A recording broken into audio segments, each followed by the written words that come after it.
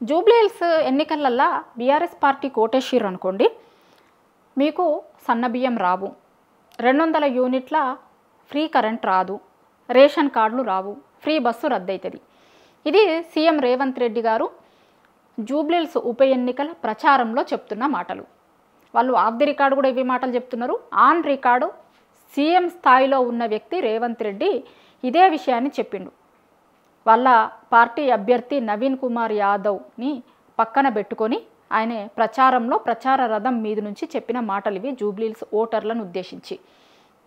అయితే గతంలో ప్రభుత్వం చాలా పథకాలు ఇచ్చినప్పుడు మీ ఇంట్లో నుంచి ఇస్తుర్రా ఈ పథకాలన్నీ అని అడిగిన ఇదే సీఎం రేవంత్ రెడ్డి గారు, మరి వాళ్ళ పథకాలు రద్దయితాయని ఎట్లా చెప్తుర్రు?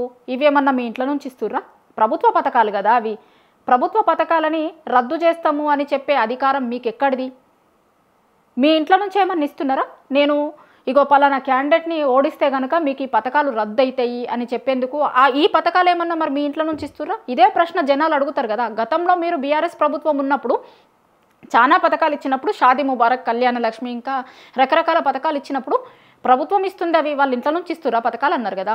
మరి ఇవాళ ఇవేమన్నా మీ ఇంట్లో నుంచి ఇస్తున్నారా? పథకాలు బంద్ అవుతాయి అని చెప్తున్నారు. ప్రభుత్వంగా ఇస్తుంది కదా.